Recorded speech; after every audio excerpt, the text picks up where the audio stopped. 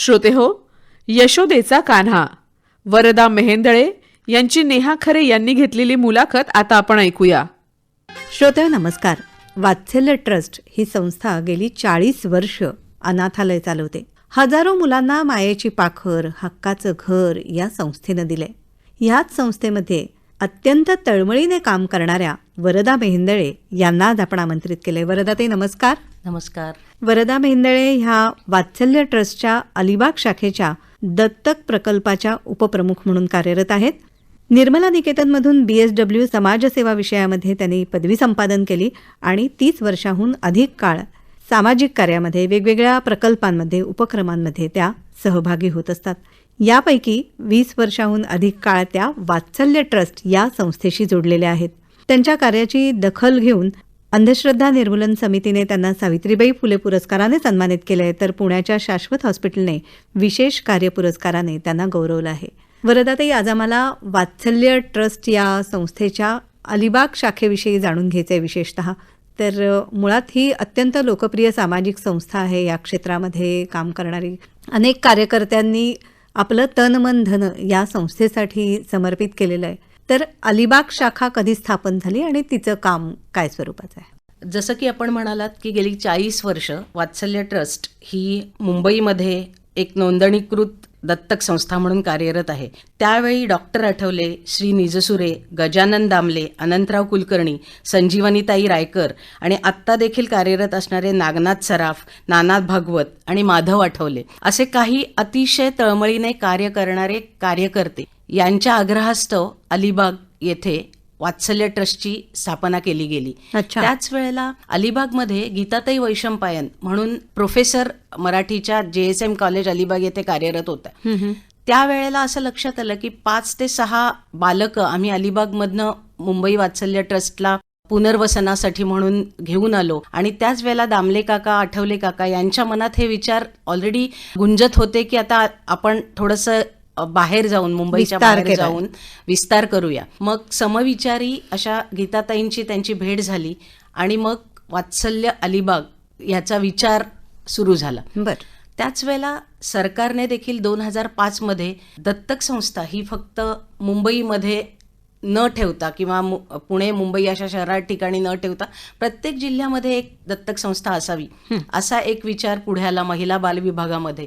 आणि मग अलिबागला एक आपण शिशुगृह चालू करावं असा विचार सगळ्यांच्या मनात एकाच वेळेला आला आणि जानेवारी 2007 रोजी तो प्रत्यक्षात उतरला. अच्छा, बरं. आता या संस्थेचं काम जे आहे त्याचं स्वरूप नेमकं कसं आहे? आता अलिबागमध्ये वात्सल्य ट्रस्ट मुंबई संचलित शिशुगृह प्रकल्प 1 असा हा प्रकल्प आहे, ज्याच्यामध्ये बालकं दत्तक दिली जातात.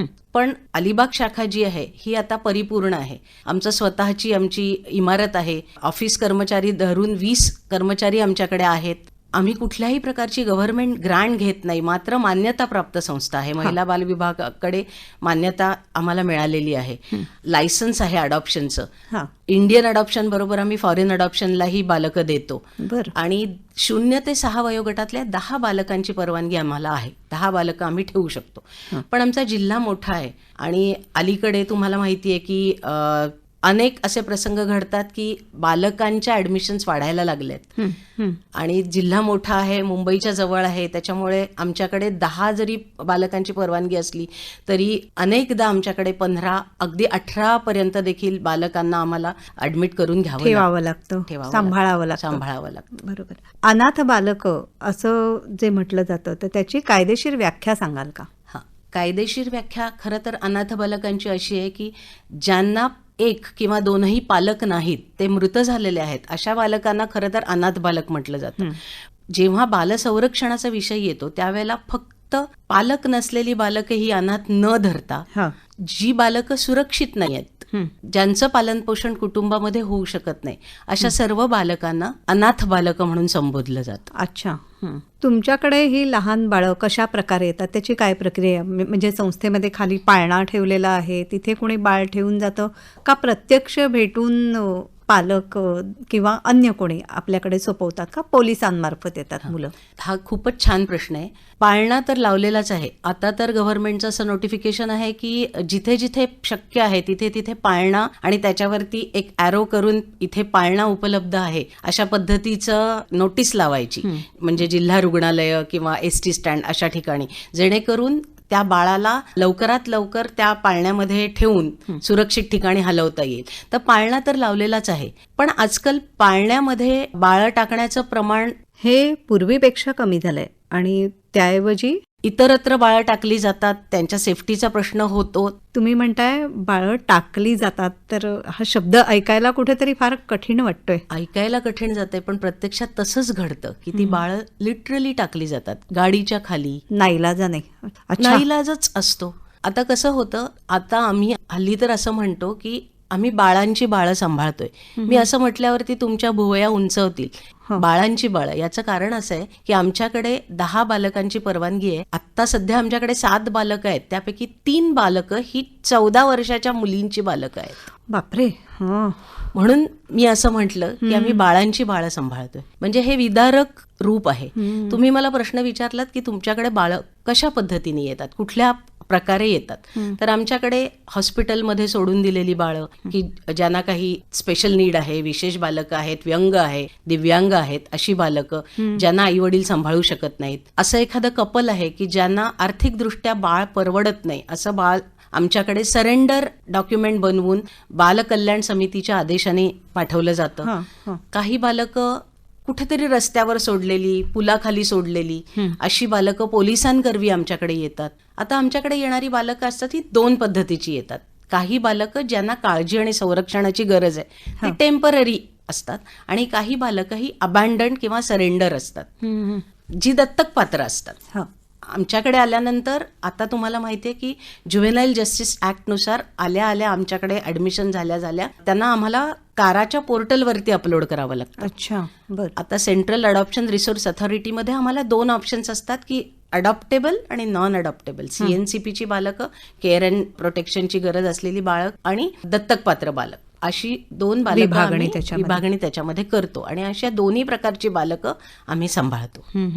पण म्हणजे ह्या कुमारी मातांची बाळं आहेत त्या बरेचदा ह्या मुली फसवल्या गेलेल्या असतात, मग त्यांचे आई वडील आणून देतात की कसं असतं, असा एखादे काही अनुभव सांगाल का? नक्कीच. आता कसं असतं की ज्या वेळेला फसवले गेलेल्या मुली असतात, उदाहरणार्थ एखादी मुलगी घर कामाला एखाद्या पुरुषाकडे जात असते, 13-14 वर्षाची मुलगी, तिथे तो माणूस तिचा गैरफायदा घेऊन ती मुलगी प्रेग्नंट राहते. आजकाल अजून एक मोठी समस्या आहे की बऱ्याचदा मुलींना PCODमुळे पिरियड्स रुटीनली येत नाहीत, नियमित नसते मासिक पाळी नियमित नसते, आणि मग अशा वेळेला पाळी आली नाही तरी मनात असे काही विचार येत नाहीत आणि मुली सांगायला घाबरतात, आणि मग ज्या वेळेला समजतं त्यावेळेला खूप उशीर झालेला असतो. पण अशा वेळेला मग पोलीस केस होते, पोक्सो अंतर्गत कारवाई होते, आणि अशा वेळेला मग मुलीचे पालक नाईलाजास्तव बदनामी टाळण्यासाठी बालकल्याण समितीकडे जातात. बालकल्याण समितीकडे त्यांना विनंती करावी लागते. जर ती मुलगी स्वतः कमी वयाची आहे, मायनर आहे, तर अशा वेळेला तिचे आई वडील किंवा तिच्याबरोबर असलेली मेजर व्यक्ती ही अप्लिकेशन देते चाइल्ड वेलफेअर कमिटीला की हिचं जे बाळ आहे हे सरेंडर डॉक्युमेंट करून घ्यायचं, की त्याचं पालकत्व संस्थेकडे देण्यात यावं, कारण आम्ही त्याला सांभाळू शकत नाही. तर बालकल्याण समिती ह्या सगळ्याचा अतिशय प्रमुख असा घटक असते की तो आदेश देतात, आणि त्या बालिकेचं बाळ जे असतं ते तिच्या आई वडिलांच्या म्हणजे मेजर बालकांच्या सहीनी आमच्याकडे पाठवलं जातं. बरं. आता एखादं बाळ आल्यानंतर ते दत्तक जाईपर्यंतचा काळ, अर्थातच त्याचा सांभाळ हा संस्थेमध्ये होत असतो, तर आईच्या मायेने हे करणं आणि त्याच्यासाठी पूर्ण व्यवस्था असणं, म्हणजे नोकरीला कर्मचारी असणं हा वेगळा भाग, आणि शिवाय ममत्वाने त्यामध्ये लक्ष घालणं, हे कसं केलं जातं? मला आता मुद्दामून सांगावंसं वाटतंय की अलिबाग शाखा ज्या वेळेला आम्ही चालू केली, कागदोपत्री गोष्टी तर पटापट पूर्ण झाल्या. ज्या पैशाने विकत घेण्यासारख्या गोष्टी होत्या, उदाहरणार्थ इमारत, पाळणे, ह्या सगळ्या सोप्या होत्या. प्रत्यक्ष बालक ज्या दिवशी आमच्याकडे आलं त्या दिवशी आम्हाला कळत नव्हतं की हे यंत्र नाहीये की ठेवलं आणि कुलूप लावून निघून गेलो. 24 तास त्या बाळाचं दूध, बाळाची झोप, बाळाचा सांभाळ करणं, आणि मग ते एकदम अंगावर आल्यासारखं झालं आणि मी तुम्हाला अतिशय अभिमानाने सांगेन की गीताताई वैशंपायन आणि मी हा त्या बाळाबरोबर रात्रभर राहिलो, कारण की त्या वेळेला अचानक एखादे एम्प्लॉई आपल्याला मिळणं हा हा हे अतिशय कठीणच होतं. कठीण काम होतं. सुदैवाने आमचा संपर्क इतका चांगला होता की आम्हाला एक आजी मिळाल्या ज्यांना आम्ही घेऊन आलो. आमच्याकडे एक सुपरवायझर म्हणून जरी काम केलं, मी तुम्हाला सांगते की मला ह्या बाबतीत माझं असं म्हणणं आहे की क्वालिफिकेशन महत्वाचं नसतं. हा. मनातनं अतिशय ममत्वाने प्रेमाने पडेल ते काम त्यावेळेला तिथे करणं. अशा एक आमच्याकडे पंडितबाई म्हणून 14 वर्ष 15 वर्ष कार्यरत काम राहून केलं. गेल्या वर्षी त्या निवृत्त झाल्या. हा तर अशा त्या होत्या आणि त्यांच्या मदतीने बाकी एम्प्लॉईज आणि गीताताईंचा अतिशय मोठा जनसंपर्क. अजून एक त्यांचा एक वेगळा असा दृष्टिकोन होता की अलिबाग जवळच्या एका गावातनं त्यांनी बायकांना तयार केलं की अशा प्रकारचा सांभाळ करा. तुम्ही घरकाम करण्यापेक्षा हे काम आहे जिथे तुम्हाला थोडंसं डिग्निटी, ओळख हा. आणि स्वयंपूर्णता मिळेल, जिथे तुम्ही आर्थिक स्वातंत्र्य तुम्हाला त्या कामातनं मिळेल की तुम्हाला पगार मिळायला लागेल. आणि अशा पद्धतीने आमच्या जवळजवळ 90% ज्या एम्प्लॉईज आहेत त्या अलिबागच्या जवळच्या एका गावातल्या आहेत. बरोबर. म्हणजे सामाजिक जाणीव जी आहे ती मनातून असायला हवी. तुम्ही म्हणालात तसं शिक्षण असेल तर फारच उत्तम, पण ते नसलं तरी आतून तुम्हाला वाटणं, लहान मुलांबद्दलचं प्रेम, वात्सल्य हे असतंच कुठेतरी. तर ते जागवण्याचं काम गीताताईंनी आणि तुमच्या संस्थेने केलं आणि त्यामुळे अनेक माणसं जोडली गेली. पण या लहान बाळांचा सांभाळ करणं हे अजिबात सोपी गोष्ट नाही आहे. आणि एका वेळेला 10 बालकं, म्हणजे कुणाचं रडणं असेल, कुणाचं शिशू, हे सगळे व्यवहार सुरू असतात आणि ही जबाबदारी पार पाडणं हे कसं घडतं? तुम्हाला मी सांगते की ह्या ज्या आमच्या कर्मचारी आहेत सगळ्या, एक कौतुक त्यांचं असं आहे की बाळ कसंही असू देत, कारण जनरली ही बाळं काही खूप हेल्दी नसतात. बाळ कसंही असू दे, काळं गोरं, वीक स्ट्रॉंग कसंही असलं तरी त्या ज्या पद्धतीने त्या बाळांना सांभाळतात, मला मुद्दामून सांगावंसं वाटतं की सगळ्याच्या सगळ्या एम्प्लॉईज ज्या आमच्या आहेत त्या अतिशय ममत्वाने. आणि स्पेशल मेन्शनिंग मी करीन की कोरोना काळामध्ये ज्या आमच्या सेविका आहेत, आम्ही त्यांना सेविका म्हणतो, तर त्या सेविका एकही दिवस रजा न घेता, एकही जण एकदाही बाधित न होता अतिशय वीक अशा ह्या इन्फंट बालकांना सांभाळण्याचं महत् कार्य त्यांनी केलं. खरंच म्हणजे हे किती अवघड आहे हे. संस्था चालू करणं, डोनेशन गोळा करणं, एम्प्लॉईज ठेवणं, त्यांचे पगार करणं. मला असं वाटतं की हे सगळं खूप सोपं आहे. पण 24 तास त्या राऊंड क्लॉक काम करतात, म्हणजे 3 शिफ्टमध्ये 8-8 तासाच्या. हा. आणि असं कधीही घडत नाही की 3 बायका आहेत, एखादी आली नाही पण तिने सबस्टिट्यूट अरेंजमेंट केली नाही. त्या कसंही करून मॅनेज करतात. हा. गाडी घोडा चालत वेळेला येऊन बालकांचा सांभाळ करणं, सणवार काहीही बघत नाहीत. आणि या सगळ्याचं जास्तीत जास्त क्रेडिट मी त्या कर्मचाऱ्यांना देते, आमच्या सेविकांना देते. अर्थात हाही संस्कार असतो जो तुमच्या सगळ्यांच्या मोठ्या कार्यकर्त्यांच्या वागणुकीतून त्यांच्यापर्यंत पोहोचत असेल आणि म्हणूनच इतक्या निष्ठेने आणि आपुलकीने त्या हे काम करत असतील. मुलगे आणि मुली दत्तक देण्याची पद्धत काय आहे, काय काय नियम आहेत त्याचे, याविषयी थोडं सांगाल का? नक्कीच. पूर्वी फार सोपं होतं की संस्था असायची, पालक, दत्तक इच्छुक पालक होते, ते जायचे संस्थेमध्ये अप्रोच व्हायचे आणि काय त्यांना हवंय याबद्दल बोलणी व्हायची. मुलगा हवाय, मुलगी हवे, आणि मग साधारण पालकांच्या होम स्टडी ही कॉमन आहे. होम स्टडी त्यावेळीही केली जायची. महिला बाल विभागाअंतर्गतच संस्थेचा सोशल वर्कर जाऊन पालकांच्या घरची परिस्थिती काय आहे, त्यांची एकंदर मानसिकता काय आहे, शारीरिक, मानसिक, आर्थिक दृष्ट्या पालक सक्षम आहेत की नाही, शेजारी पाजाऱ्यांशी बोलून माहिती काढणं. कारण की एक धोकाही असतो ना की दत्तक घेण्यामागचं नेमकं कारण काय. केवळ आपल्याला बाळ नाही हे कारण आहे की त्यातनं अजून काही हिडन मोटो आहे, हा देखील मोठा प्रश्न त्यावेळेला असायचा. आता काय झालंय की आता परिस्थिती पूर्ण बदलली. आता सेंट्रल अडॉप्शन रिसोर्स अथॉरिटीने ही सगळी प्रोसेस ऑनलाईन केली. याच्यामध्ये असं असतं की जे प्रॉस्पेक्टिव्ह अडॉप्टिव्ह पेरेंट्स असतात, ज्यांना बाळ हवं असतं दत्तक, त्यांनी ऑनलाईन फॉर्म भरायचा असतो. त्याच्यासाठी एक साईट आहे, kara.wcd.gov.in. या साईटवरती जायचं. तिथे दोन्ही पालकांनी पालकांचं pan card, Aadhaar card, educational qualification, medically fit असल्याचं सर्टिफिकेट, लग्नाचं सर्टिफिकेट, लग्नाचा दाखला असे डॉक्युमेंट्स अपलोड करायचे हा. आणि मग त्यांचं रजिस्ट्रेशन होतं. बर. ते रजिस्ट्रेशन झाल्यानंतर ती माहिती ऑनलाईन पद्धतीने जवळच्या शिशुगृहाला, म्हणजे ज्याला आपण स्पेशलाइज्ड अडॉप्शन एजन्सी म्हणतो, जी घरी जाऊन त्यांची होम स्टडी करते, पाहणी करून हा, येतात. ती जिल्हानिहाय वेगवेगळी संस्था असते. पालक जर रायगड जिल्ह्यातले असतील तर रायगड जिल्ह्यामध्ये वात्सल्य ट्रस्ट ही एकमेव स्पेशलाइज्ड अडॉप्शन एजन्सी आहे. मुंबईमध्ये अनेक संस्था आहेत. तर जिल्हानिहाय ह्या ज्या स्पेशलाइज्ड अडॉप्शन एजन्सीज आहेत त्यांचे प्रशिक्षित सोशल वर्कर्स जाऊन होम स्टडी रिपोर्ट करतात. आता त्या होम स्टडी रिपोर्ट करण्यापूर्वी एक होम स्टडी पार्ट 1 असतो, ज्याच्यामध्ये पालकांनी त्यांची बॅकग्राऊंड लिहायची असते. त्यांचं मोटिवेशन काय दत्तक घेण्यामध्ये, कशासाठी का घ्यायचं आहे. त्यानंतर त्यांची पूर्ण फॅमिली बॅकग्राऊंड, हा. की त्यांच्या कुटुंबात कोण कोण आहे, फायनान्शियल बॅकग्राऊंड, की कुठे नोकरी करतात, सेव्हिंग्स काय आहेत, प्रॉपर्टी काय आहेत, पूर्ण त्यांची जी माहिती असते ती पार्ट 1 मध्ये ते आपल्याला पाठवतात. बर. आणि मग आमची सोशल वर्कर ज्या वेळेला तिथे जाते ती ह्या सर्व गोष्टी पडताळून पाहते की त्यांनी दिलेली माहिती खरी आहे की नाही. हा. आणि त्याच वेळेला तिचं एक महत्वाचं काम असतं ते म्हणजे रीडिंग बिटवीन द लाईन्स. कधी कधी आपल्याला कळतं की बॉडी लँग्वेज ही लाऊडर असते दॅन वर्ड्स किंवा लिखित माहिती.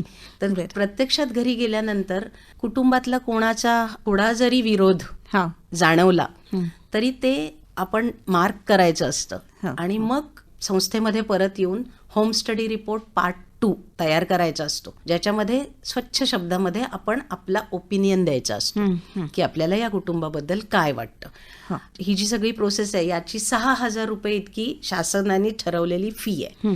ती ऑनलाईन पद्धतीने भरायची असते आणि ह्या सगळ्या प्रोसेसला 2 महिन्याचा कालावधी दिलेला असतो. म्हणजे रजिस्ट्रेशन झाल्यापासून होम स्टडी रिपोर्ट होईपर्यंतचा कालावधी 2 महिन्यांचा असतो. 2 महिन्याच्या आत होम स्टडी रिपोर्ट काराच्या पोर्टलवरती अपलोड केला जातो. अच्छा. अपलोड केल्यानंतर तिथपासून ते जे कपल आहे, ते जे दाम्पत्य आहे, त्याचा वेटिंग लिस्ट सुरू होते. प्रतीक्षा यादी काय प्रकार आहे तेही सांगा ना. हां, आता आपण मगाशी विचारलं की अनाथाची व्याख्या काय. तर अनाथ बघितलं तर जवळजवळ 29 लाख भारतामध्ये अनाथ बालकं आहेत. बर. दरवर्षी त्यापैकी 3 ते 4 हजार बालकच फक्त दत्तक प्रक्रियेने पुनर्वसन त्यांचं केलं जातं. अच्छा. आणि दत्तक इच्छुक पालक जवळजवळ आठवड्याला 5 ते 6 आमच्यासारख्या छोट्या जिल्ह्यामध्ये रजिस्टर होत आहेत. आणि त्यांचा वेटिंग लिस्ट नंबर ज्या वेळेला मी बघते तो 5 ते 6 हजार असा असतो. त्यामुळे एका पालकाला रजिस्ट्रेशन केल्यापासून बाळ मिळेपर्यंत साधारण 3 ते 4 वर्षाचा कालावधी जातो. अरे बापरे. तर ही सध्याची स्थिती आहे. कधी कधी वाटतं की पूर्वीची जी पद्धत होती ती खूप चांगली होती, ज्याच्यामध्ये थोडंसं कमी प्रतीक्षा होती. कारण की आताची जी परिस्थिती आहे ज्याच्यामध्ये असं होतं की पूर्ण सेंट्रलाइज्ड आहे. त्याच्यामध्ये एक पालक रजिस्ट्रेशन करताना साधारणपणे 3 स्टेट्स आतापर्यंत सिलेक्ट करू शकत होतात. 2022 पासनं 2 स्टेट ते सिलेक्ट करू शकतात. म्हणजे समजा महाराष्ट्र आणि मध्य प्रदेश नियर बाय, त्याच्यातनं बालक मिळालं तरी आम्हाला चालेल अशा पद्धतीने पालक सिलेक्ट करू शकतात, पर्याय देऊ शकतात. आणि मग नंतर ज्या वेळेला ही सगळी ऑनलाईन प्रोसेस आहे, ह्याच्यामध्ये कुठच्याही प्रकारचा हस्तक्षेप नाही मी म्हणणार, पण कुठच्याही प्रकारचं इंटरव्हेन्शन आपण करू शकत नाही. आणि हे थोडंसं फ्रस्ट्रेटिंग असतं पालकांसाठी. तो जो कालावधी असतो आपण पण इमॅजिन करू शकतो की कसं होत असेल की आणि 3 वर्षात कदाचित मत बदलूही शकतं असंही घडू शकेल किंवा त्याची तीव्रता अधिक होते. दुसरं अजून एक काय लिमिटेशन म्हणते मी, म्हणजे मी हे आत्ता सांगणं कितपत योग्य मला माहिती नाही, पण मला हे सांगायचंच आहे की ही जी प्रोसेस आहे ना ह्याच्यामध्ये ग्रामीण भागातले केपेबल पालक जे आहेत ते या सगळ्या प्रोसेस पासून वंचित राहतात. याचं कारण असं आहे की महत्प्रयासाने ते कदाचित सायबर कॅफेमध्ये जाऊन रजिस्ट्रेशन करतात देखील, पण हे सगळं जे त्यांना येणारे रेफरल असतात ते ऑनलाईन येतात.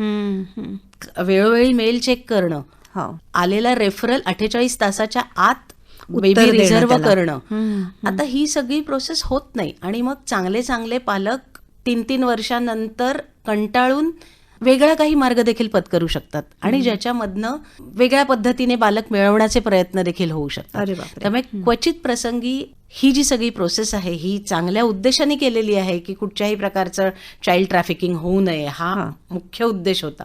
पण थोडंसं ग्रामीण भागाचा विचार करता आताची जी कठीण जाते. सगळी परिस्थिती आहे त्याच्यामध्ये मला असं वाटतं की हे खूपच ठराविक शहरी लोकांना प्रो शहरी लोक अशी ही सगळी सिस्टीम आहे असं आम्हाला तरी वाटतं. पण म्हणजे अनाथ बालकांच्या तुलनेत दत्तक जाण्याचं प्रमाण हे खूप कमी आहे आपल्याकडे. हे तुम्ही आत्ता सांगितलं त्यावरून लक्षात येतं. एखाद्या घरामध्ये मूल दत्तक गेल्यानंतर त्याचा फॉलोअप परत घेतला जातो का? संस्थेची काय पद्धत आहे? नक्कीच घेतला जातो. काराच्या नियमावलीनुसार 2 वर्षापर्यंत दर 6 महिन्यांनी एकदा असं त्या बाळाचा प्रोग्रेस रिपोर्ट आणि फॉलोअप रिपोर्ट असा घेतला जातो. समजा एखादं बालक मध्य प्रदेशमधलं महाराष्ट्रातल्या पालकाने आणलंय तर मध्य प्रदेशमधली जी स्पेशलाइज्ड अडॉप्शन एजन्सी असते ती आपल्याला रिक्वेस्ट करते की बाळ महाराष्ट्रातलं आहे, आम्ही त्याचा प्रोग्रेस रिपोर्ट तुम्हाला पाठवून देऊ आणि मग तो आपण कारावरती अपलोड करायचा असतो. दर 6 महिन्यांनी असं 2 वर्षापर्यंत आपल्याला करावं लागतं. अच्छा. म्हणजे महाराष्ट्रात देखील जर समजा पुण्याचं बालक आहे जे अलिबागला आलंय दत्तक म्हणून म्हणजे रायगड जिल्ह्यामध्ये आलंय तर आम्ही त्याचा प्रोग्रेस रिपोर्ट करतो आणि तो कारावरती अपलोड करतो की ह्या बालकाची आता ही परिस्थिती आहे की सोशली ते बाळ कसं ऍडजस्ट झालंय की नाही किंवा त्याच्यामध्ये अशी एक कमेंट असते की अडॉप्शन ही प्लेसमेंट हे अतिशय सक्सेसफुल आहे. अच्छा. बाळ दत्तक एखाद्या घरामध्ये गेल्यानंतर त्याला दत्तकत्वाची कल्पना ही कोणत्या वयामध्ये दिली जाते आणि दिली जावी? खरं तर असं स्पेसिफिक वय नाही सांगता येणार कारण ते बाळ कुठल्या वयाचं असताना दत्तक गेलं यावरती देखील ते अवलंबून असतं. सर्वसाधारणपणे 6 महिन्यापासून बाळ दत्तक दिलं जातं. 4 महिने देखील क्वचित प्रसंगी अगदीच सरेंडर बाळ असेल आणि लगेचच लिगली फ्री झालं तर ते 4 महिन्यामध्ये देखील दत्तक जातं. आता काय होतं बऱ्याचदा की पालकांना एक भीती असते की दत्तक पालक आहे हे बाळाला सांगायचं नाही, लपवून ठेवायचं. त्या लपवून ठेवण्यामुळे जेव्हा पुढे जाऊन ते बाळाला कळतं त्यावेळेला अतिशय विदारक अशी परिस्थिती निर्माण होते की अचानक ते बाळ विड्रॉ करू शकतं. तर योग्य वेळेला, आता योग्य वेळ कुठली तर ज्या वेळेला गोष्टी रूपाने आपण त्याला सांगायचा प्रयत्न करतो त्यावेळेला ते अतिशय चांगल्या पद्धतीने ऍक्सेप्ट करतं. हल्ली तर कसं झालंय माहितीये का की मुलं शेजारी वाढदिवसाला जातात 2 आणि 3 वर्षाची आणि ते बघतात की शेजारच्या बाळाच्या आईच्या बेबी शॉवरचा फोटो पासून वूम मध्ये असल्यापासून ते 1-2 वर्षाच्या वाढदिवसापर्यंतचे सगळे फोटो डिस्प्ले मध्ये मागे लावलेले असतात आणि मग अशा वेळेला ते बाळ प्रश्न विचारतं की आई माझे फोटो कुठे आहेत, तुझे डोळा जेवणाचे फोटो कुठे आहेत? अच्छा. आणि मग अशा वेळेला पालकांची फार भंबेरी उडते की आता उत्तर काय द्यावं आणि बऱ्याचदा ते काहीतरी उडवाउडवीची उत्तरं देण्याची टेंडन्सी असते. पण आम्ही असं सांगतो की ए फॉर अडॉप्शन अशीच सुरुवात करणं अत्यंत गरजेचं आणि हे कधीही लपवू नये कारण आपण दत्तक आहोत ह्याचं नॉर्मलायझेशन होणं हे अत्यंत गरजेचं आहे तरच ते अडॉप्शन सक्सेसफुल होऊ शकतं. थोडंसं आणखीन मला असं ह्याच्यामध्ये ऍड करावं असं वाटतं की मुली बऱ्याचदा हे खूप इझिली ऍक्सेप्ट करतात, जरी संवेदनशील मुली असतात तरी ते. पण मेल चाइल्डला पौगंडावस्थेत असताना जर समजलं की आपण दत्तक आहोत आणि हे आतापर्यंत आपल्यापासून लपवून ठेवलं तर त्याचे परिणाम अतिशय घातक स्वरूपाचे होऊ शकतात. दुसरी एक महत्वाची गोष्ट म्हणजे की कुठलंही ह्युमन असतं हे 50% नेचर निसर्ग आणि 50% एन्व्हायरमेंट म्हणजे वातावरणाचं प्रोडक्ट असतं. तर ज्या वेळेला बाळ दत्तक आपण घेतो त्यावेळेला त्याच्याबरोबर आलेल्या 50% जेनेटिकल गोष्टी असतात. तुमच्या नर्चरिंगनी त्याच्या नेचरवरती तुम्ही ओव्हरपॉवर करायचं असतं आणि ही गोष्ट अतिशय जाणतेपणाने पालकांनी करणं गरजेचं असतं. म्हणजे नेचर वर्सेस नर्चर ह्या गोष्टी अतिशय आम्ही या सगळ्या गोष्टी ज्या वेळेला प्री अडॉप्शन काउन्सिलिंग करतो त्यावेळेला पालकांना सांगतो आणि त्याचबरोबर याचं रिएन्फोर्समेंट पुन्हा एकदा ज्या वेळेला पोस्ट अडॉप्शन ला पाहणी करायला जातात त्यांना मार्गदर्शन करतात त्यावेळेला आम्ही हे वारंवार लोकांना सांगत असतो कारण की यामुळे चांगलं दत्तक गेलेलं जे बाळ असतं ते कधी कधी डिस्टर्ब होऊन मग क्वचित प्रसंगी अजून एक कॉन्सेप्ट आता नव्याने कदाचित तुम्ही त्याच्याबद्दल ऐकलं असेल की नाही मला माहिती नाही, डिसरप्शन म्हणजे की ते बाळ म्हणतं की मला राहायचंच नाहीये या पालकांबरोबर, घर सोडून जाण्याचं टेंडन्सी असते किंवा ऍडजस्टमेंट इश्यूज होतात की ठराविक पद्धतीनेच बाळाने वागलं पाहिजे तर तसं जर ते वागत नसेल आणि त्याच वेळेला बालकाला हे कळलं तर मग संस्थेत परत जाणं हे त्याला सोपं वाटतं. तर ह्या गोष्टींसाठी खरं तर आता बालक पालक मेळावे, पालकांचं समुपदेशन, अशा सगळ्या सोयी मुंबई उपलब्ध पुण्यामध्ये उपलब्ध आहेत. आम्ही देखील ह्या सगळ्या सोयी करतो. एक अतिशय उत्तम असं बालकाला सांगायचा पर्याय असा असतो की तू माझ्या पोटातनं नाही आलास, तू माझ्या हृदयातनं आलास. म्हणजे अतिशय उत्तम पद्धत आहे बाळाला सांगायची. तसंच कृष्णाची गोष्ट सांगून कृष्णाची सुद्धा गोष्ट सांगणं. सांगितलं जातं की यशोदेने वाढवला, देवकीने जन्म दिला. तसं अगदीच प्रकार अर्थात हे आपण म्हणू की प्रत्येक केस ही वेगळी असते आणि त्यामुळे त्यावेळेला त्या पालकांना तो निर्णय घेऊन मुलांना योग्य पद्धतीने सांगावं लागत असेल. वरदाताई, तुम्ही ह्या कार्याकडे वळण्यापूर्वी वेगवेगळ्या प्रकल्पांमध्ये काम केलेलं आहे, पण त्यानंतर 20 वर्षाहून अधिक काळ याच प्रकल्पात तुम्ही काम करताय, तर याच्या मागे एक पार्श्वभूमी आहे, त्याविषयी थोडं सांगा ना. नक्कीच. असं झालं की college of social work Nirmala निकेतनला असताना सोशल वर्क मधली पदवी घेतल्यानंतर अनेक उपक्रम नाही म्हणणार, उपद्व्याप केले, ज्याच्यामध्ये यश अपयश दोन्ही पाहिलं. आणि मग अलिबागमध्ये HIV एड्स प्रोजेक्टवरती समुपदेशक म्हणून कामाला सुरुवात केली. बरं. आता तिथे काम करत असताना 2002 साली अशी परिस्थिती होती की HIV एड्स, जसं आत्ता पॅन्डेमिक आणि अशा सगळ्या गोष्टींमुळे अनेक बाळं अनाथ होत आहेत, त्यावेळेला एक मोठा प्रश्न असा ऐरणीवर आला होता की HIV बाधित मातांच्या बालकांचं काय, हां. त्यांचं पुनर्वसन अतिशय चांगल्या पद्धतीने होणं गरजेचं आहे. आणि तिथे समुपदेशक म्हणून काम करत असताना माझ्या केसेस अशा काही झाल्या की विधवाबाई, ट्विन्स बालकं, आणि मग अशा वेळेला डिलिव्हरी झाल्यानंतर बाळक HIV पासून वाचू शकतात, पण पुढे त्यांचा सांभाळ करणं त्या आईला शक्य नाही. आणि मग अशा वेळेला त्या बाळांचा स्वीकार करून त्या तत्कालीन चाइल्ड वेलफेअर कमिटीच्या आदेशाने त्यांचं पुनर्वसन करण्यासाठी कुठच्या तरी संस्थेत त्या दाखल करायच्या. त्यावेळेला माझी एक मैत्रीण वात्सल्य ट्रस्ट मुंबईमध्ये कार्यरत होती आणि मग मला तो सोप्पा पर्याय दिसला की ह्या मुलांना चांगल्या पद्धतीने पुनर्वसन जर व्हायचं असेल तर वात्सल्य ट्रस्ट, जिथे वात्सल्य आपण आणि विश्वास, प्रेम आणि विश्वास दोन्ही भरभरून मिळतं, अशा ठिकाणी आपण ती द्यावी. आणि म्हणून मग रायगडमधनं आम्ही त्या मुलांना मुंबई वात्सल्य मध्ये तुमच्याकडे अशी जुळी बाळं 2 आणून दिली होती कोणी? हो, जुळी बाळं आणून दिली होती. HIV बाधित माता होती आणि मग त्या बालकांना दत्तक पद्धतीने पुनर्वसन व्हावं म्हणून आम्ही वात्सल्य ट्रस्ट, कारण त्यावेळेला अलिबागमध्ये कुठच्याही प्रकारची सोय नव्हती आणि आमचा पहिला पर्याय हा वात्सल्य ट्रस्ट होता. या वेळेला अलिबागमध्ये वात्सल्य ट्रस्टची शाखा चालू होईल असं स्वप्नात देखील वाटलं नव्हतं. पण अशी एकच जुळं नाही तर अशी अनेक बालकं नंतर आमच्याकडे यायला लागली. बरं. फक्त HIVच असं नाही, पण इतर TB इन्फेक्टेड आई आहे, जी हॉस्पिटलमध्येच बाळ सोडून निघून गेली, कुणी सिव्हिल सर्जनच्या गाडीखाली एक बाळ टाकून ते निघून गेले.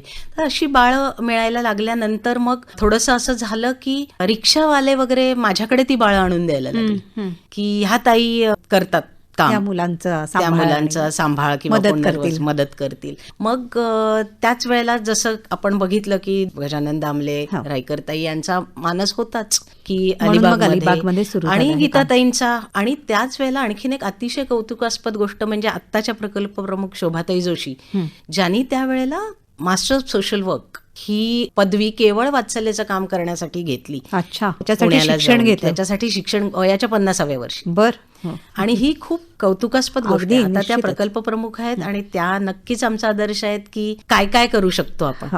तुम्ही मगाशी उपद्व्याप हा शब्द वापरलात. उपद्व्याप नाही, खरं तर तुम्ही समाजसेवेचे विविध प्रयोग करून पाहिलेत. त्यातल्या तुम्ही म्हणालात तसं काही प्रयोगांना यश आलं असेल, कधीतरी अपयश सुद्धा. मला वाटतं तुम्ही एक उद्योजकतेचाही प्रयोग करून पाहिला, त्यात तेवढं म्हणावं तसं यश आलं नाही.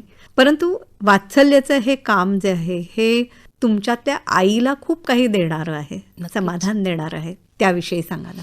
खरं तर ज्या वेळेला अशी बालकं दत्तक जातात आणि कालांतराने ती आपल्याला भेटायला येतात, बरं, त्यावेळेला अजूनही तेच प्रेम त्यांच्या डोळ्यात दिसतं. आई वडिलांबरोबर त्यांची झालेली जी काही म्हणजे त्यांचे जे संबंध प्रस्थापित झालेत, ऍक्सेप्टन्स दोघांचा एकमेकांना आहे, तो बघितलं की वाटतं की चला आपण एक अतिशय उत्तम कार्य केलंय. याविषयी ना मला एक अतिशय उत्तम उदाहरण द्यावंसं वाटतं. जरूर सांगा. जे नुकतंच आहे याच्यामध्ये मी बालकांची नावं घेणं अवॉइड करीन. आमच्याकडे 2 बाळं होती, एक मुलगा आणि एक मुलगी.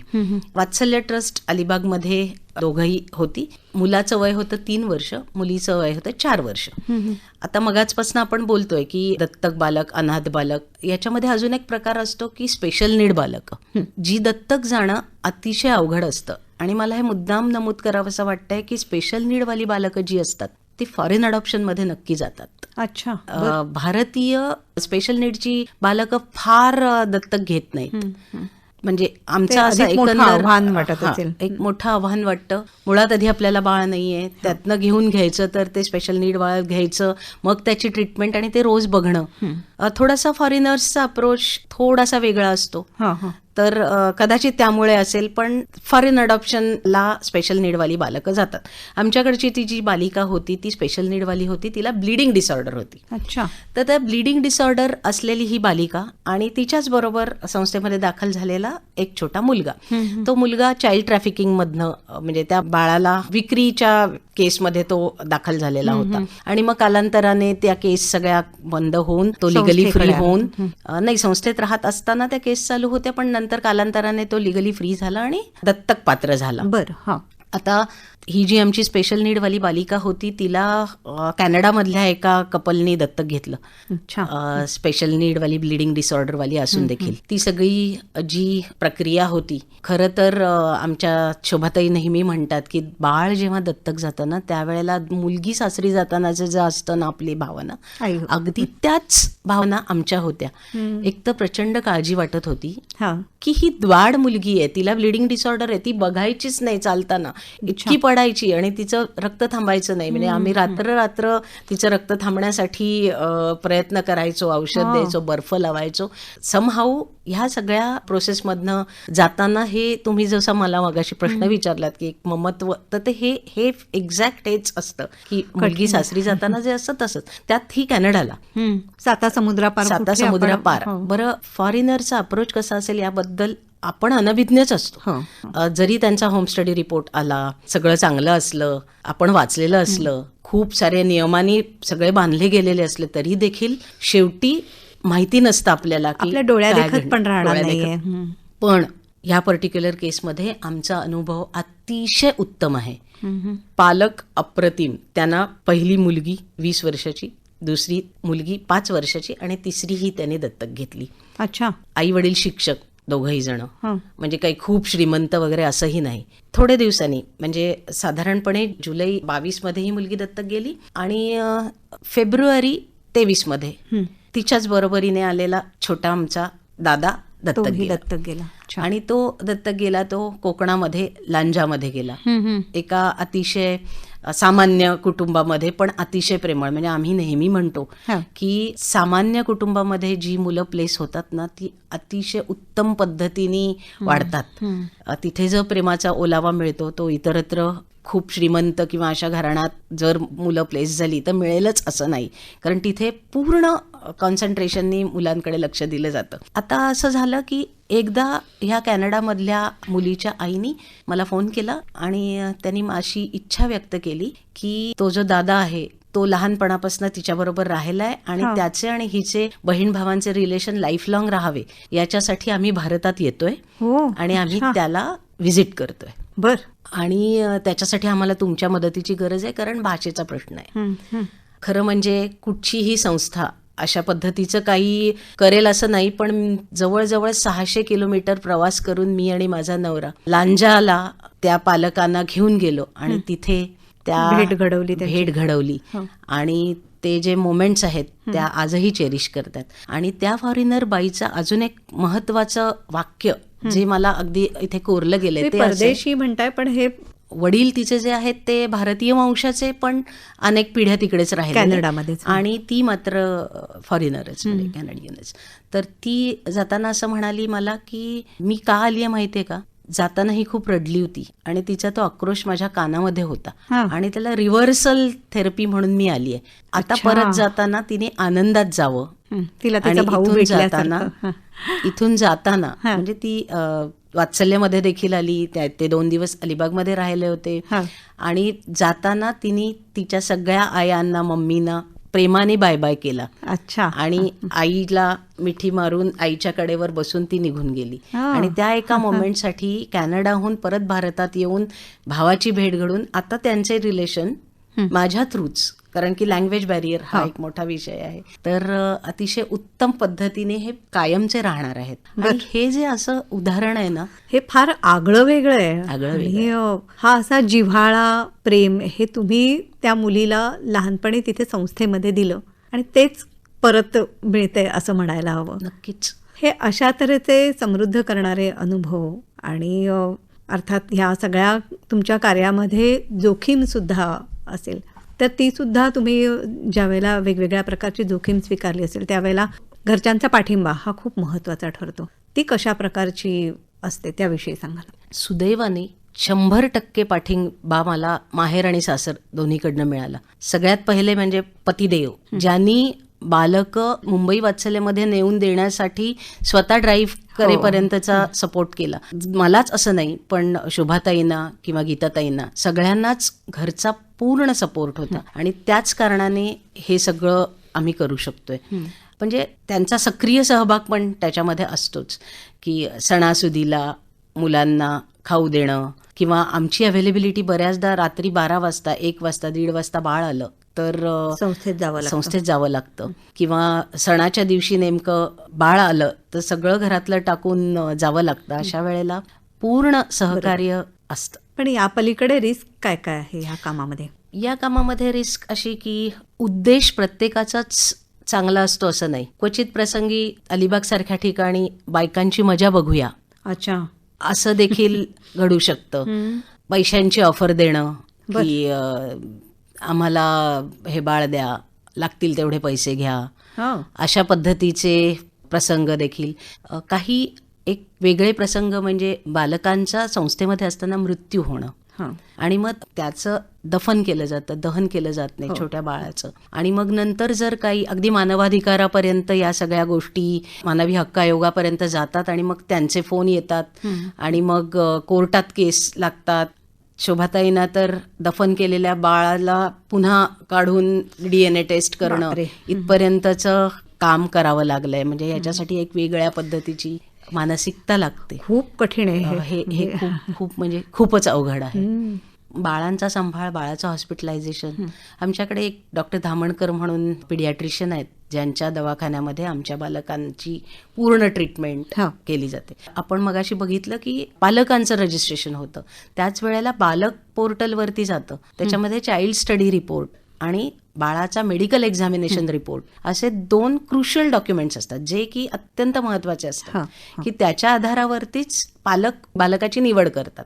तर मग स्पेशल नीड बालक आहे का किंवा त्याच्या जन्माच्या पार्श्वभूमीवरती त्या बाळाला कधी कधी डिलेड डेव्हलपमेंट असतात, की त्याच्या ज्या डेव्हलपमेंट असतात त्या स्लो असतात, नॉर्मल बालकासारख्या नसतात. तर ते डोळसपणे लक्षात घेऊन त्या वेळेला तपासण्या करून आवश्यक असेल तर फिजिओथेरपी ट्रीटमेंट्स किंवा एक्सपर्ट काही ट्रीटमेंट्स किंवा आम्ही अलिबागमध्ये काम करतो तर आम्हाला CT स्कॅन किंवा अशा गोष्टी करायच्या असतील तर पनवेलला यावं लागतं.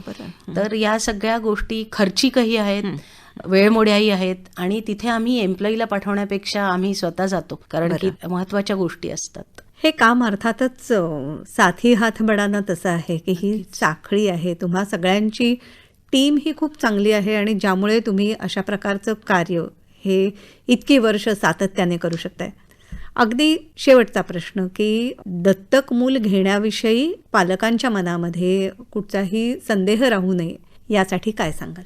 सगळ्यात आधी ज्या वेळेला दत्तक घ्यायचा निर्णय घेतला जातो तो दोघांचाही, नवरा आणि बायको किंवा दत्तक पालक आई आणि वडील, ह्या दोघांचंही 100% सहमती असेल तरच तो निर्णय घ्यावा. एकाच्याही मनात कणभर देखील किंतु असेल तर त्यांनी बाळ दत्तक घेऊ नये.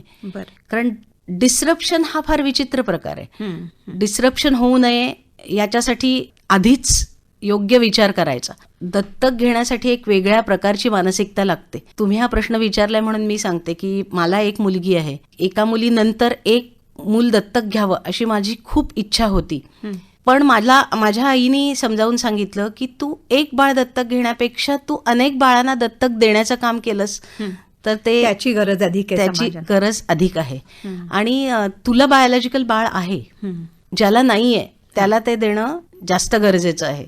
त्याच्यामुळे हा जो विचार आहे ना, हा खूप महत्वाचा आहे की दोघांची 100% तयारी त्याच्यासाठी असणं गरजेचं असतं. आणि मला असं वाटतं की आर्थिक गणित जमणं पण अत्यंत गरजेचं असतं की तुमची आर्थिक परिस्थिती साऊंड असावी, तुम्ही निरोगी असावात, तरच तुम्ही बाळ दत्तक घ्यावं. कारण त्याला जे मिळालं नाहीये, इतक्या दिवस जे त्याला मिळालं नाहीये ते आता तुम्ही त्याला देणार आहात, तर त्याच्यासाठी तुम्ही सक्षम असणं अत्यंत गरजेचं आहे. तर दत्तक घेण्यापूर्वी पूर्ण मानसिक तयारी झाली असेल तरच तुम्ही दत्तकाचा फॉर्म भरावा असं मी पालकांना सांगेन. वरदाताई मेहेंदळे, तुम्ही इथे आलात आणि दत्तक प्रक्रियेविषयी आणि ह्या सगळ्यामध्ये एक मानवतावादी दृष्टिकोन जो फार महत्त्वाचा आहे, ममत्व, वात्सल्य, या सगळ्या भावना यामध्ये गुंतलेल्या आहेत. तर अतिशय सुंदररित्या तुम्ही हा विषय आम्हाला उलगडून सांगितलात. मनापासून आभार मानते. धन्यवाद. मलाही एक सांगायचं आहे की आता नोव्हेंबर महिना आहे, दत्तक जागृती महिना म्हणून हा साजरा केला जातो आणि ह्याचं औचित्य साधून मला देखील ही संधी आपण दिलीत त्याबद्दल मी आपली मनापासून आभारी आहे. श्रोते हो, आत्ताच आपण ऐकत होतात यशोदेचा कान्हा, वरदा मेहेंदळे यांची नेहा खरे यांनी घेतलेली मुलाखत. ही आकाशवाणीच्या मुंबई केंद्राची निर्मिती होती.